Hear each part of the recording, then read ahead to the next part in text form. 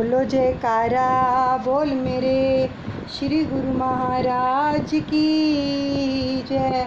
श्री परमहंस दयाल जी महाराज की जय। सर्वप्रथम हम अपने श्री परमहंस दयाल दादा गुरुदेव जी के श्री चरण कमलों में लाखों करोड़ों बार दंडवत प्रणाम करते हैं। सभी परमहंसों के चरणों में भी दंडवत प्रणाम करते हैं। और हम श्रवण करने जा रहे हैं अमर ज्योति दर्शन पंचम पातशाह सतगुरुदेव भगवान जी का प्यारा जीवन चरित्र। सबसे पहले दादा गुरु महाराज जी को प्रणाम करेंगे, नमन करेंगे और आशीष लेंगे। सभी बड़े प्रेम से गाएंगे। मेरे दादा गुरु महाराज तुमको लाखों प्रणाम, तुमको लाखों प्रणाम, कोटि कोटि प्रणाम। मेरी बिगड़ी बनाने वाले तुमको लाखों प्रणाम, तुमको लाखों प्रणाम। भव से पार लगाने वाले तुमको लाखों प्रणाम, कोटि कोटि प्रणाम। अद्वैत का पाठ पढ़ाने वाले तुमको लाखों प्रणाम, कोटि कोटि प्रणाम। मेरे हापू बाबा जी तुमको लाखों प्रणाम, कोटि कोटि प्रणाम। सहित देही उड़ जाने वाले तुमको लाखों प्रणाम, कोटि कोटि प्रणाम। ये सुंदर और सुनहरी घड़ियाँ मिली हैं हम सबको कि सतगुरुदेव भगवान जी ने कृपा करके अपनी छत्र छाया में बिठाया है। प्यारी जीवनी का रसपान करवा रहे हैं और सुंदर दर्शनों का दीदार कीजिए अपनी आँखों से। पंचम पातशाह सतगुरुदेव भगवान जी के सुंदर दर्शन करते हुए, आँखों से रसपान करते हुए और कानों से उनके प्यारे वचनों का रसपान करते हुए और श्वासों के साथ शब्द का जाप चलता रहे और आगे जो लीला है हम श्रवण करते हैं। ऐसे ही एक बार आप यहाँ विराजमान थे, संगतों का तांता लगा हुआ था, तो प्रेमी जन उमड़ उमड़ कर श्री दर्शन पाने के लिए श्री चरणों में आ रहे थे। आप भी उनकी भावना के अनुसार समय प्रदान कर उनकी अंतरात्मा में सच्ची खुशियाँ भर रहे थे। कई प्रेमी जन अपनी पारिवारिक समस्याएं श्री चरणों में विनय करते। बहुत सारे प्रेमी आते जैसे जिसको कोई भी परिस्थिति बनती, किसी भी प्रकार की कोई भी समस्या होती, नारायण हेल्प की ज़रूरत होती, तो वो श्री गुरु महाराज जी के चरणों में अपनी पारिवारिक समस्याओं को लेके प्रार्थना करते। तो आप उनका भी समाधान कर उन्हें चिंता मुक्त कर देते। तो एक गुरुमुख प्रेमी ने आश्रम के पास वाली बिल्डिंग जो ट्रस्ट के नाम थी उसमें फ़्लैट लेना चाहा।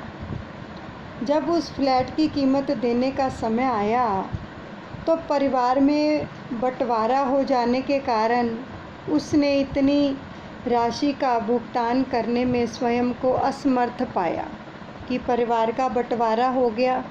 वो जितनी राशि तय की गई थी वो देने में समर्थ नहीं था। तो उसने खिन्न मन से श्री चरण कमलों में विनय की कि वह अब फ्लैट नहीं खरीद पाएगा। श्री गुरु माई के चरणों में प्रार्थना कर दी क्योंकि उसके पास पर्याप्त धन नहीं है। तो दया के सागर महाप्रभु जी ने मौज में आकर फरमाया कि दुनिया में यदि कोई किसी का आश्रय लेता है तो वह उसका ख्याल करता है। तो इस भगत ने दरबार से नाता जोड़ा है तो कुदरत अवश्य ही इस कार्य को पूर्ण करेगी। अब इसने जो फ्लैट लेना है वह अवश्य ले। इतने में एक अन्य भगत ने आकर श्री चरणों में विनय की, प्रभु मैं अपनी धन संपत्ति एक फ्लैट के नाम पर भेंट करना चाहता हूँ। उसने लेना नहीं था फ्लैट, वो तो जितने का फ्लैट था जो ट्रस्ट ने बनाए थे उस फ्लैट की कीमत अदा करने के लिए तुरंत आ गया, क्योंकि श्री गुरु महाराज जी ने फरमा दिया था कि कुदरत ही सारा प्रबंध करेगी इस भगत के लिए। तो देखो, तो और इसकी जो है इस कार्य को ज़रूर पूर्ण करेगी कुदरत। तो वो शख्स उसी समय आ गया पूरे फ्लैट की कीमत भेंट करने के लिए। तो आपने फरमाया ठीक है, श्री दरबार की सेवा समझकर यह संपत्ति इन भगत जी को दे दो। आपने तो सेवा ही देनी है ना। देखो, उस जिस इंसान को ज़रूरत थी उसको दिलवा दी वो सेवा, और उसने उन पैसों का फ्लैट ले लिया। देखो, उस भगत जी ने श्री आज्ञा पाकर वह फ्लैट ले लिया। कितने दयालु हैं प्रभु, हमें बहुत कुछ सिखाते हैं श्री गुरु महाराज जी कि ये जो हम प्रवचनों को श्रवण कर रहे हैं ना, ये नहीं सुना एक कान से और दूसरे कान से निकाल दिया, नहीं। इसलिए आपको बोलते हैं कि अपनी कॉपी पेन लेकर बैठा करो कि इसमें जो भी वचन आते हैं हमें लिखते जाना चाहिए, क्योंकि बाद में आपको याद ही नहीं रहेंगे, भूल जाओगे। कॉपी खोलोगे जब फ्री बैठे होगे तो याद आएगा कि पंचम पातशाह सतगुरुदेव जी ने जो भी वचन फरमाए हैं तो उसको हमने भी मनन करना है, प्रैक्टिकल लेके आना है अपनी लाइफ के अंदर, अपने अमली जीवन में उस पर अमल कमाना है। तो देखो, जिसको ज़रूरत होती है किस प्रकार से उन्होंने अपने पास तो रखा नहीं वो धन प्रभु ने, बल्कि उस भगत को दिला दिया ताकि ये फ्लैट खरीद ले। देखो, किसी का इतना जिगरा होता है, हम तो किसी को 10 रुपये भी नहीं दे सकते है ना। अगर उधार दे देंगे तो 100 बार मांगेंगे पैसे वापस दो। तो ये कौन कर सकता है? केवल प्रभु ही कर सकते हैं। लेकिन आप अगर समर्थ हैं तो अगर किसी की हेल्प कर देते हैं, सहायता कर देते हैं, तो उसमें कोई बड़ी बात नहीं है कि उसने हमें दिया है। उसके दिए हुए में से जितनी भी श्रद्धा हो हेल्प करनी चाहिए, क्योंकि प्रभु भी कर रहे हैं, हमें सिखा रहे हैं। अब वो कहेंगे थोड़ी ना, जो वचन हैं वो एक के लिए नहीं होते हैं, सबके लिए होते हैं। हम सबके लिए हैं कि जितना जितना भी कर पाएँ किसी गरीब की मदद ज़रूर करें। अब उन्होंने वह फ्लैट ले लिया और कुछ समय पश्चात ना जाने कैसे उसके पास इतना धन एकत्रित हो गया कि वह स्वयं भी विस्मित था।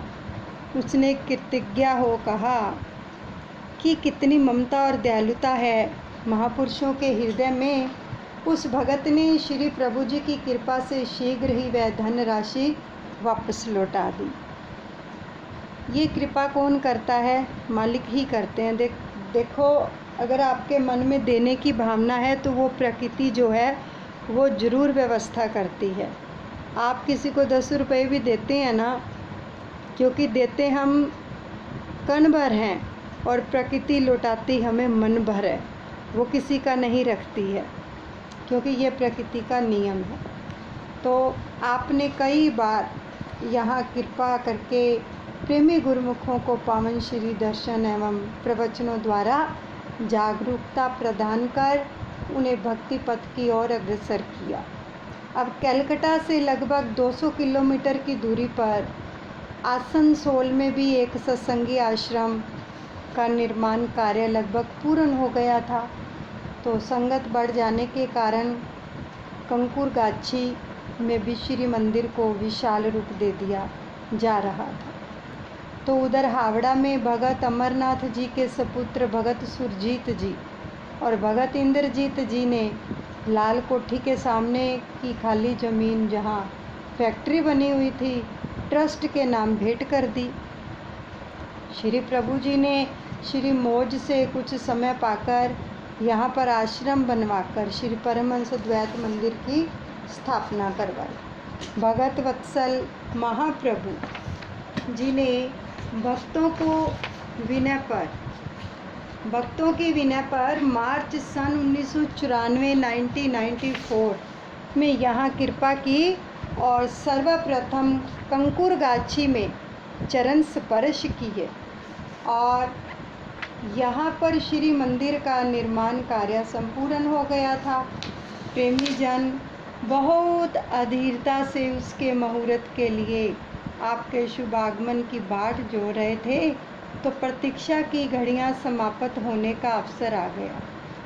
जब मधुर हारन बजाती हुई श्रीकार द्वारा महाप्रभु जी ने इस आश्रम में प्रवेश किया, जिस प्रकार सागर की लहरें पूर्णिमा के चांद को निरख कर तरंगित हो उठती हैं, उसी प्रकार अपने इष्ट देव को सम्मुख पाकर प्रेमियों के हृदय भी हर्ष से तरंगित हो उठे।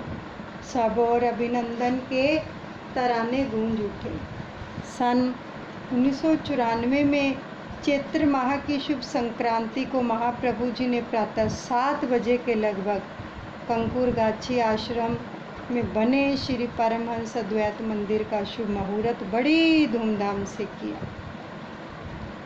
श्री परमहंस महान विभूतियों की पावन प्रतिमाओं को नवनिर्मित अति दिव्य सिंहासन पर विराजमान करके उन्हें हार पीताम्बर पहनाए, केसर तिलक लगाया।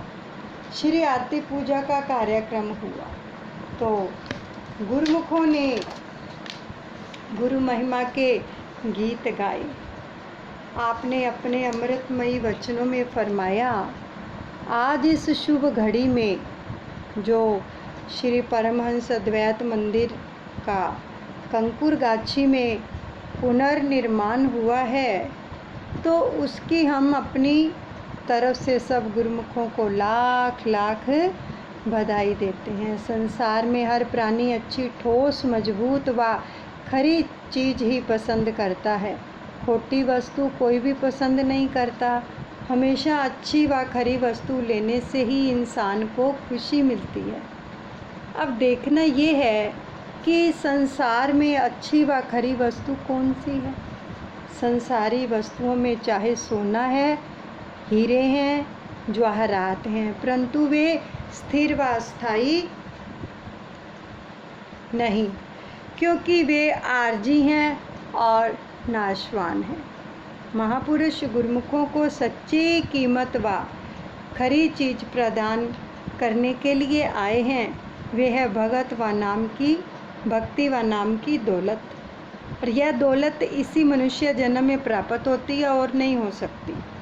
यह जो इस वक्त आप महापुरुषों के दर्शन कर रहे हैं, ध्यान और तसव्वुर अपनी आँखों में बसा रहे हैं, यह सब सच्ची व खरी दौलत है और लोक परलोक में साथ जाने वाली है। संतों का कथन है, सुतधारारु लक्ष्मी सब काहू के होए, संत समागम हरि कथा तुलसी दुर्लभ दोए। संतों का समागम और हरि की भक्ति यह विरले संस्कारी जीवों को ही मिलती है। धन, परिवार, स्त्री और संतान तो सबको मिल जाते हैं, हर योनि मिल जाते हैं, हर योनि में, लेकिन भक्ति का धन मनुष्य जन्म में ही मिलता है, और वह भी किसी विरले भाग्यशाली मनुष्य को ही मिलता है। यदि लाखों रुपए एकत्रित कर लिए हों और बहुत सारा परिवार भी बना लिया हो, बहुत ऊंचा रुतबा भी पा लिया हो, तो भी कुछ साथ नहीं जाएगा। आज तक कोई भी तिनका मात्र ना साथ ले जा सका है और ना ले जा सकता है। साथ जाएगा तो केवल प्रभु का नाम, बस, और कुछ भी साथ नहीं जाएगा। जीव को झूठी शान, शौकत और आसक्त हुआ देखकर महापुरुषों को बहुत अफसोस और दुख होता है कि इसके विपरीत गुरुमुखों के भाग्यों की जितनी भी सराहना की जाए कम है। यह गुरुमुखों के भाग्यों की निशानी है जो उन्हें वक्त के महापुरुषों की संगत मिल गई है, उनकी चरण शरण नसीब हो गई है। गुरुमुखों का धर्म है कि वे अपने लिए पुरुषार्थ करें, नित्य नियम से पांचों नियमों की पालना करें, ताकि लोक भी सुखी हो जाए और परलोक भी संवर जाए। तो आपने इस आश्रम का शुभ नाम भी श्री मुख से सत्याधाम रखा। ऐसे शुभ समागम और श्री वचनों की अमूल्य दात को पाकर प्रेमी गुरुमुखों की प्रसन्नता सातवें आसमान को छूने लगी। वे गदगद कंठ से श्री सतगुरु दाता दयाल जी की महिमा का गुणगान करने लगे। कुछ समय पश्चात बढ़ती हुई संगत की सुख सुविधा हेतु आपने यहाँ विशाल हाल तथा वास स्थान बनवाया। अब आप सत्याधाम आश्रम में विराजमान थे। प्रातःकाल कुछ सेवकों के संग भ्रमण के लिए निकले तो वहाँ से वापस लौटकर कमरे में प्रवेश किया तो कुछ भगत जन सफाई कर रहे थे। तो आपने एक भगत को जमीन पर बिछी चादर की सलवटें निकालते हुए देखा। तो तत्पश्चात वह श्री मंदिर जी के वस्त्र ठीक करने लगा। तो आपने उसे अपने समीप बुलाकर फरमाया, हम ये देख रहे हैं कि जिन हाथों से तुम जमीन पर बिछी हुई चादर को खींच रहे थे, पुनः उन्हीं हाथों से ही श्री परमहंसों के वस्त्र ठीक करने लग गए। जमीन की चादर पर सबके पांव पड़ते हैं, फिर अपने हाथ धोए बिना श्री परमहंसों के जो साक्षात विराजमान होते हैं उनके वस्त्र ठीक करना उचित नहीं है। उन्हें साक्षात जानकर सेवा करने से ही लाभ मिलेगा, वरना जीवन खाली का खाली रह जाएगा। देखो कितने सुंदर वचन श्री सतगुरुदेव भगवान जी ने फरमाए हैं। ये नोट कीजिए कि किसी भी प्रकार के हाथ जूठे हों तो हमें श्री मंदिर में विराजमान, जो आपके घरों में भी श्री परमहंस विराजमान है, हम सबके उनके वस्त्रों को नहीं लगाने चाहिए, क्योंकि वो साक्षात विराजमान है। उनको मूर्तियाँ मत समझे। श्री गुरु महाराज जी के कहने का मतलब ये है कि वो साक्षात विराजमान है। तो अगर वो प्रभु तीनों लोकों के मालिक, जब हम उनके समक्ष जाते हैं, उनको साक्षात समझते हैं, तो फिर हमारे मन के अंदर जो भाव हैं वो भी तो पवित्र होंगे ना, कि हम कुछ भी ऐसे हाथ नहीं लगा सकते हैं जूठन वाले।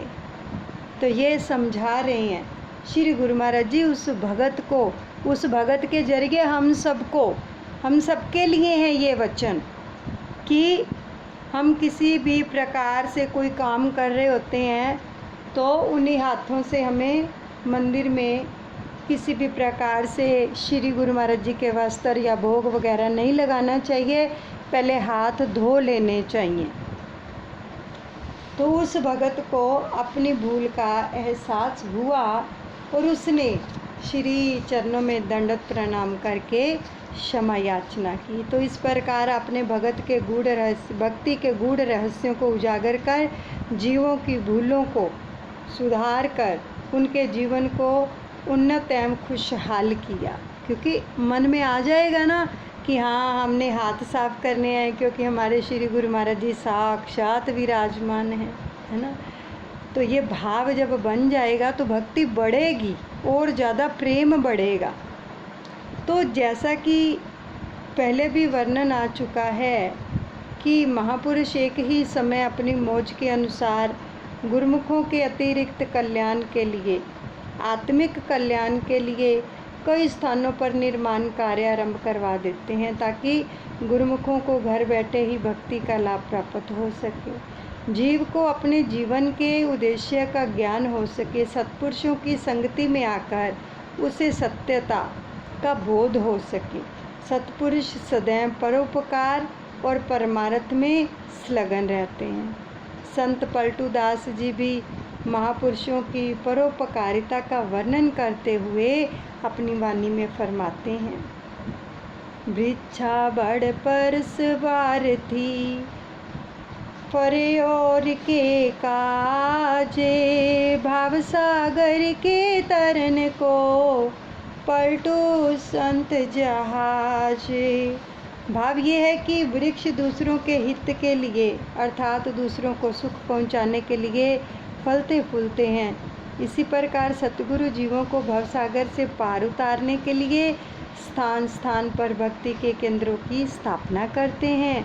आसनसोल में 22 परम पुनीतानंद जी का आश्रम भी बनकर तैयार हो चुका था। तो श्री सतगुरुदेव भगवान जी ने कंकुरगाछी के प्रेमियों को कृतार्थ कर आसनसोल में नवनिर्मित आश्रम का मुहूर्त करने के लिए प्रस्थान किया। आसनसोल के प्रेमियों का उत्साह देखते ही बनता था। उन्होंने आश्रम को पुष्प मंजरियों से खूब सजा रखा था। श्री मंदिर जी की अद्वितीय शोभा मानो देवलोक की शोभा को भी लज्जा रही थी। तो श्री प्रभु जी के शुभ आगमन पर सुस्वागतम के गीत गाकर, अपने दिल के उद्गारों को प्रकट कर और सबके हार्दिक खुशियां सबने मनाई।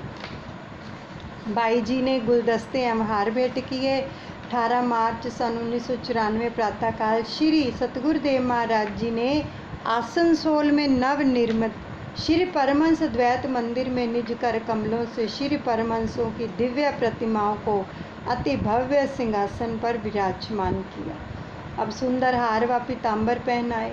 श्री आरती पूजा के पश्चात आई हुई समस्त संगत के सम्मुख आपने श्री मुख के पावन वचनों की अमृत वर्षा करते हुए फरमाया, बड़े प्रेम से श्रवण कीजिए कि गुरुमुखों, आज का दिन आप सभी के लिए कितना भाग्यशाली दिन है, जबकि आप सब श्री परमहंसों की छवियों का दीदार करते हुए, उद्घाटन करते हुए सच्ची खुशी मना रहे हैं। इस शुभ अवसर पर आप सब गुरुमुखों को हमारी ओर से लाखों लाख मुबारकबाद हो। जिस प्रकार सूखी धरती पर वर्षा हो जाती है तो वह हरी भरी हो जाती है, इसी प्रकार जहाँ परमहंसों का पूजा स्थल बन जाता है वहाँ प्रेमी गुरुमुखों के दिल भी हरे भरे हो जाते हैं। वे किसकी बदौलत? भक्ति और नाम की बदौलत। नाम और भक्ति का सच्चा सुख प्रदान करते हैं, परंतु यह केवल संस्कारी गुरुमुखों को ही नसीब होता है। गुरुमुख इसी की कामना करते हुए अपना जीवन जो है सफल बनाते हैं। महापुरुष गुरुमुखों के लिए सब समागम बना देते हैं, जैसे कि 1 या 2 घड़ी के लिए नहीं बल्कि हमेशा के लिए गुरुमुखों के लिए रूहानी केंद्र बन गया है।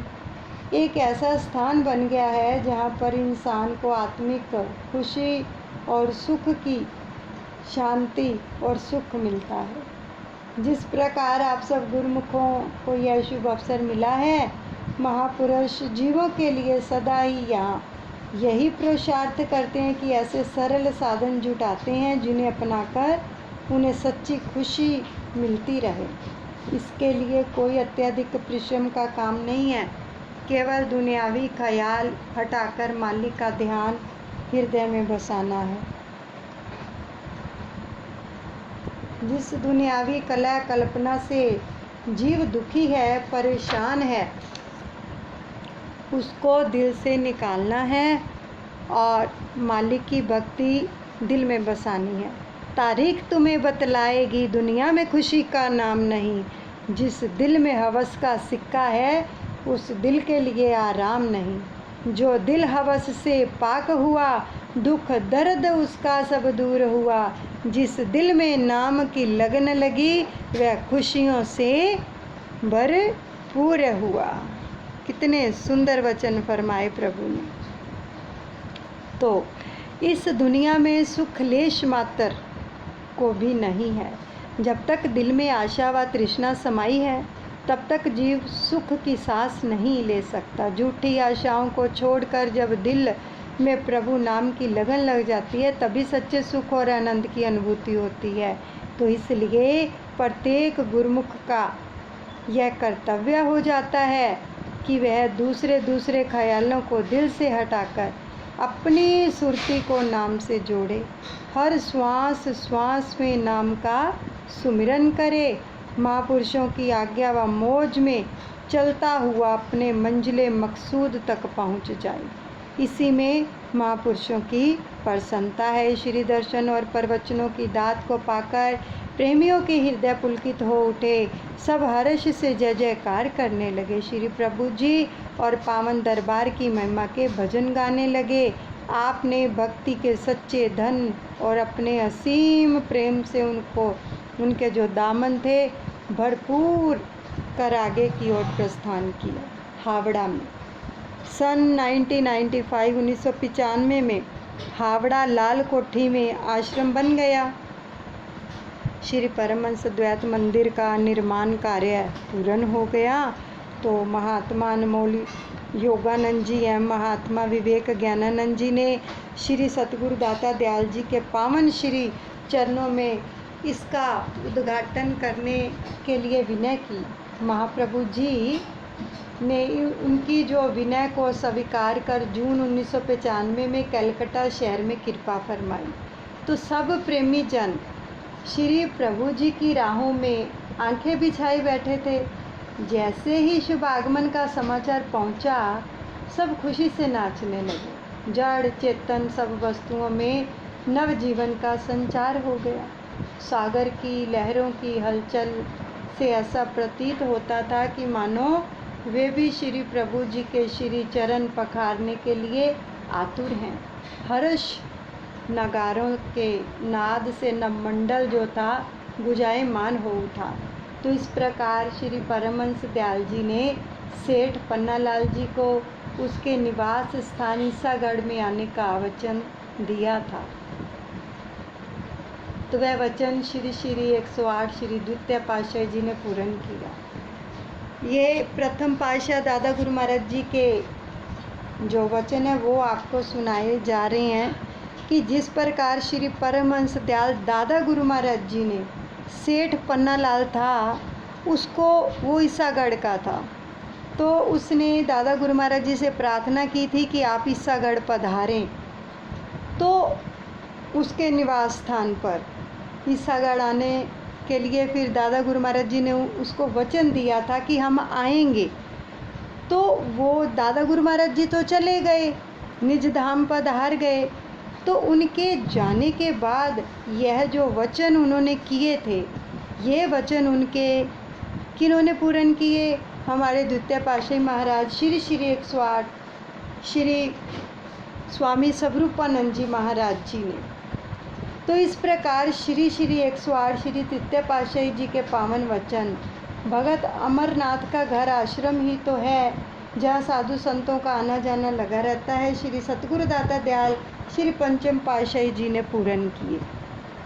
पहली पातशाही जी महाराज दादा गुरु महाराज जी के वचन दूसरी पातशाही जी ने पूर्ण किए और तीसरी पातशाही जी के वचन पंचम पातशाह ने पूरे किए। इसी प्रकार तो 21 जून सन 1995 बुधवार को वह सुंदर सुहावनी घड़ी आ गई जब महापुरुष महाप्रभु जी ने रिबन काटकर श्री मंदिर का शुभ उद्घाटन किया। श्री परमहंसों की पावन प्रतिमाओं को भव्य सिंहासन पर विराजमान किया, पुष्पमालाएं पहनाकर शुभ भाल पर केसर तिलक लगाया। श्री आरती पूजा का कार्यक्रम हुआ तो आपने अपने वचनों की अमृत वृष्टि करते हुए फरमाया, बड़े प्रेम से श्रवण कीजिए। क्या फरमाया प्रभु ने कि जब भी धरती की पुकार होती है और प्रेमी भक्तों की तलब होती है या मांग होती है तो उसको पूरा करने के लिए कुदरत भी मदद करती है। यह कुदरत का अटल कानून है। आज प्रेमियों की उस मांग को पूरा करने के लिए उसने ऐसा साधन बनाया है कि इस श्री परमहंस द्वैत मंदिर का निर्माण हुआ है और सभी प्रेमी खुशी व आनंद मना रहे हैं। देखो यहाँ पर बहुत सुंदर वचन फरमा रहे हैं श्री सतगुरुदेव भगवान जी कि अगर किसी भी प्रेमी की भक्तों की तलब होती है और धरती की पुकार होती है, प्रेमियों की तलब होती है, उनकी मांग होती है, उसको पूरा करने के लिए कुदरत भी मदद करती है। यह कुदरत का अटल नियम है। अब हम रोज़ प्रार्थनाएं क्यों करते हैं? हमारी मांग है ना कि अंत समय हमें हमारे दादा गुरुदेव लेने आए, हमारा जीवन ऐसे बीते और हमें अमृत वेला बख्शो। होती हैं ना तीनों विनतियाँ अमृत वेले की, है ना, कि हमको अमृत वेला बख्शो आखिरी दम तक, और साथ में जो है अंतिम समय की विनती होती है, उनका जय घोष होता है। ये तीनों विनतियाँ होती हैं ना, तो जब हम रोज़ रोज़ हमारी मांग है सभी प्रेमियों की, हमें हमारा जब अंत समय आए तो आप लेने आए, ये मांग हो गई, तो कुदरत उसको पूरा करेगी, ऐसी व्यवस्था करेगी, क्योंकि ये कुदरत का अटल कानून है, ये वचन आ चुके हैं श्री गुरु महाराज जी के। इसलिए आपको बोला जाता है कि सामूहिक रूप में विनती में ज़रूर शामिल हुआ करें कि अंत समय हमें आप ही लेने आए, तो हमारी विनती भी ज़रूर कबूल होगी। तो ऐसा साधन बनाया कि जो श्री परमहंस द्वैत मंदिर का निर्माण हुआ और सभी प्रेमी खुशी व आनंद मना रहे हैं। तो इसके बारे में पहले भी जिक्र आ चुका है कि कुछ समय पहले श्री तृतीय पातशाही जी महाराज जी के समय में महात्मा जन श्री अनंतपुर से कलकत्ता आया करते थे और वे इसी स्थान पर ठहरते थे। तो एक बार जब भगत जी श्री अनंतपुर श्री दर्शनों के लिए आए तो तृतीय पातशाही महाराज जी ने वचन फरमाए कि भगत, अमरनाथ जी का घर श्री अनंतपुर का आश्रम ही है, और वहीं पावन वचन आज साकार रूप में जो थे सामने आए, और उन वचनों का आज आप श्री परमहंस द्वैत मंदिर के रूप में दीदार पा रहे हैं। सबको यह आज श्री आरती पूजा और दर्शनों का सौभाग्य प्राप्त हुआ है। ये कितना सुहावना समय है जो जीवन में इंसान को कभी कभी मिलता है। यह जो आज की श्री परमहंस मंदिर का उद्घाटन हुआ है, यह हमेशा के लिए गुरुमुखों के लिए सुंदर मंदिर के रूप में बन गया, और यहाँ पर श्री आरती पूजा करके गुरुमुख जन जीवन में लाभ उठाएंगे। इस भव्य मंदिर का निर्माण महापुरुषों की मौज और दूरदर्गाही वचनों से, उनकी कृपा से पूर्ण हुआ है, और ये सब समागम भक्ति और नाम की लगन को बढ़ाने के लिए ही होते हैं। जीव काल और माया की कैद में आकर अपने असली काम को भूल गया है, लेकिन सब अब संतों की संगति में आकर इसे भक्ति के साधन प्राप्त हो गए हैं, जो घर बैठकर भी किए जा सकते हैं। दुनिया के काम हो रहे हैं और हो जाएंगे, बाकी यही काम आपका अपना है। नित्य प्रति यहाँ आकर श्री आरती पूजा का नियम अपनाते रहें, सेवा सुमरन में चित्त लगाते रहें, आपका जीवन भी खुशियों से भरपूर हो जाएगा और महापुरुषों को भी प्रसन्नता होगी। तो इस आश्रम का शुभ नाम प्रीति धाम होगा। सब गुरुमुखों को फिर से श्री मंदिर के शुभ मुहूर्त की लाख लाख बधाई हो।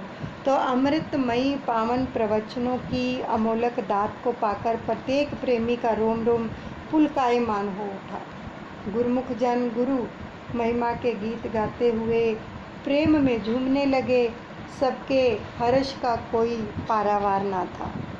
आज उन्हें भक्ति का अनमोल खजाना जो प्राप्त हो गया था। 2 दिन तक यहाँ सत्संग की अमृत धारा प्रवाहित होती रही। एक दिन सायं समय महात्मा शब्द प्रेमानंद जानी प्रेमी महात्मा जी ने सत्संग में वर्णन किया कि महापुरुष सर्व कला समर्थ होते हैं। वे स्थान स्थान पर आश्रमों का निर्माण इसलिए करते हैं ताकि गुरुमुख प्रेमी जनों को अपने घरों के पास ही सत्संग का लाभ प्राप्त हो सके और वे काल माया से सुरक्षित होकर भक्ति में सुदृढ़ हो सके। उनकी कृपा केवल यहाँ तक ही सीमित नहीं होती, अपितु अपनी दूरदर्शिता से वे ऐसे अनोखे व बेमिसाल ऐतिहासिक कार्य करते हैं जो युगों युगों तक गुरुमुखों के लिए प्रेरणा स्रोत बन जाते हैं।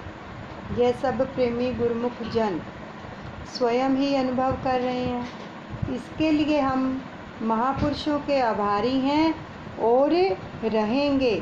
इस प्रकार उन्हें भक्ति की अनमोल संपदा से माला माल कर आपने वहाँ से आगे प्रस्थान की तैयारी की।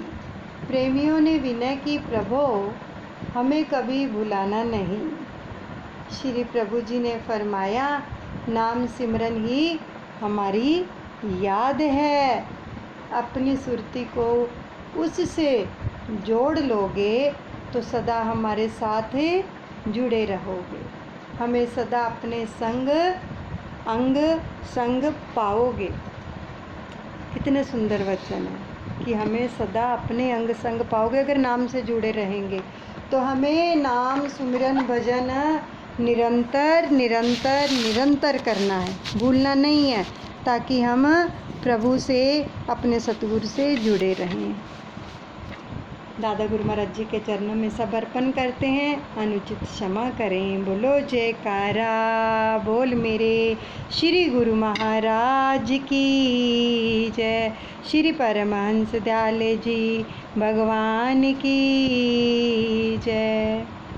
आज दूसरा चिल्ला जो शुरू हुआ है उसका आज 8वां दिन है, तो जुड़ा करो ज़रूर। भजन सिमरन देखो कितना सुंदर लगता है, सामने दर्शन दीदार होते हैं, श्वासों के साथ शब्द का जाप होता है, प्रार्थनाएं होती हैं, कितनी कृपा मिलती है। बोलिए सतगुरुदेव भगवान की।